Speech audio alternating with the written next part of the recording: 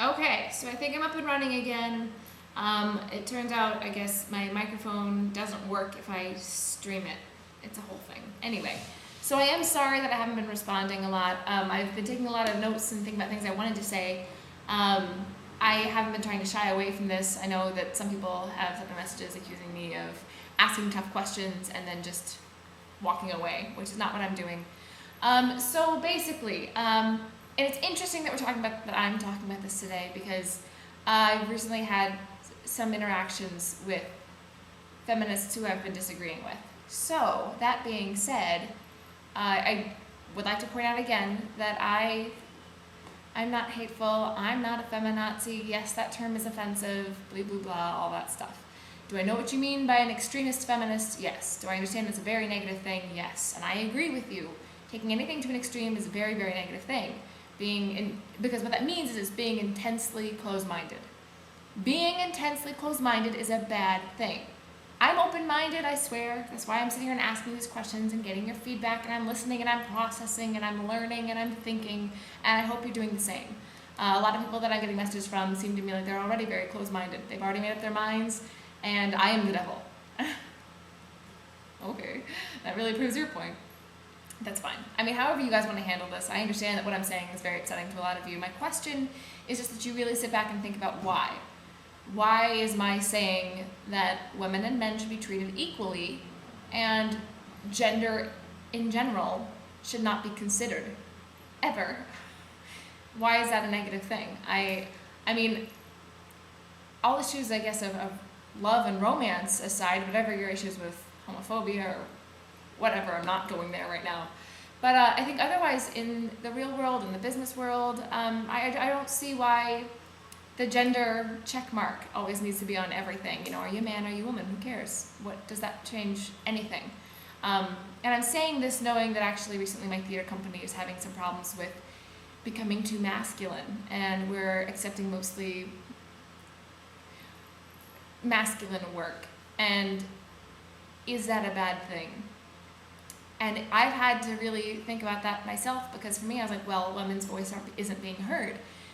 But at the same time, and I fully acknowledge this, it's not right to choose a woman's work over a man's if they're not as qualified. So right now, yes, we happen to have a shift to the man, masculine, male, whatever you want to call it. But I have full faith that it will shift back, because I believe in that idea. So, I guess what I'm saying is, I hope that you guys see that I understand equality, that I'm not professing that women should be treated better than men, or that men should be treated better than women. What I am saying is that I am a feminist, and I feel that the term gender is the reason for so much discourse that we have right now, and I think that's the problem. And I am challenging everyone who has a preconceived notion of who feminists are and what feminists think. I guess I'm just challenging you, just period, because I'm a feminist and this is what I think. So that's where I'm coming from. And a lot of people have been raising the war issue with me and saying, oh, it's easy to sit there and talk about equality when we're the ones fighting for it. Yes, that is unfair on many levels. One, to men, I suppose, I can see where if you were fighting, it would be difficult. I'm losing my son, have you noticed? It's going away while I'm sitting here. Anyway, I understand why it would be difficult to come home and talk about equality when it was all of your male friends dying out there. There is a difference between men and women physically. It's a very tough issue, I guess is what I'm saying. So yes, men are more equipped physically to fight than women. They're more capable of fighting than women. What does that mean? I don't know. Does that mean that we were inherently built so that men would be better? No, I don't think so, because if that were the case, I don't think we would be who we are today. That might have been the case at one time, that men were intended to be the fighters and all of that, but I also personally think that we should have evolved beyond fighting at this point. I do think that a world without war is an option, and And I guess then you just take that into a whole other thing of, it's been proven that testosterone is part of fighting. The more testosterone, the more prone to aggressive behavior you are. So ultimately it comes down to a physical thing. It's not fair that men are stronger and therefore men are equipped for battle and they go fight. But ultimately, women are physically built for giving birth. So it's not fair that that's also what we've been roped into. I know that the two are very different. Women very rarely die during childbirth these days. So it's not a matter of that, but it is something that we didn't have much say in the matter. Women give birth, that's what we do. It's our blessing or our curse, depending on who you are, because I'm not too thrilled about it. I don't think I'm ever probably going to have kids, but that's just my own personal thing. So, you can't compare what men have to go through physically, what their responsibilities are physically with women, because I can't argue that women and men are different physically. You're absolutely right in that regard. You're right. It's not fair. I would just argue that it's not all slanted in one direction. It is pretty even in its own way.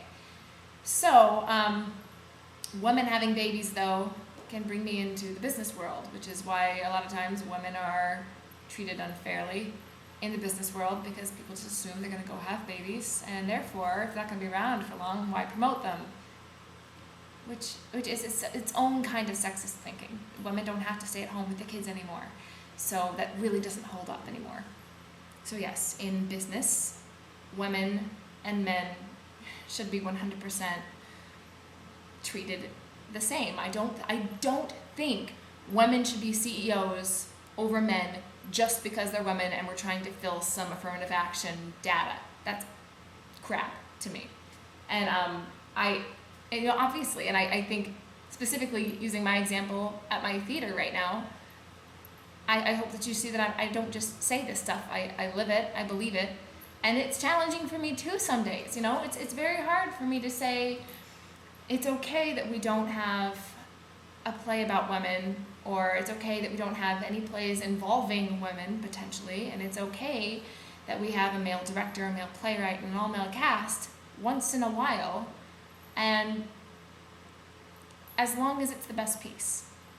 And in the end, that's, I think, the whole point, is I hope that you all can see that as long as we're doing what's best for the product, I don't care if it's a man or a woman, and ideally I don't think anyone should. So at this point, when yes, there is still the pay gap, there are articles, there's facts. I put an article in my last video, or my first video that got all the debate, so if you want to take a look at that. It's from Computer World. I think it's IT, it's women involved in industrial technologies that are just getting paid significantly less. So, my argument is, as long as the pay gap is still there, and as long as women aren't getting jobs simply because they are women and because people are afraid that means they're going to want to have babies and leave, that's unfortunately a very sexist thing. And again, I think that goes hand in hand with what people say about men fighting in war. But anyway, so I think that's, again, a lot of information. I try to stop when I feel like I've given away too much information so that we can stop, assess, and come back to it. I think those were a couple of the big ones I wanted to address. Thank you for your patience. Again, I'm going to try to make more videos more regularly. The microphone thing, I think I've got it figured out now. Unfortunately, it's just a little time consuming, but I will try. So, thank you again. A lot of you have sent me messages and have talked to me on that, and I'm trying to respond to everyone as much as I can. I really appreciate and respect all of you who are taking this really seriously and really respectfully. A lot of you have been very respectful about it, and I value that.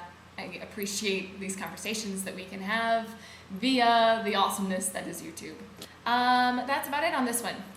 Take care.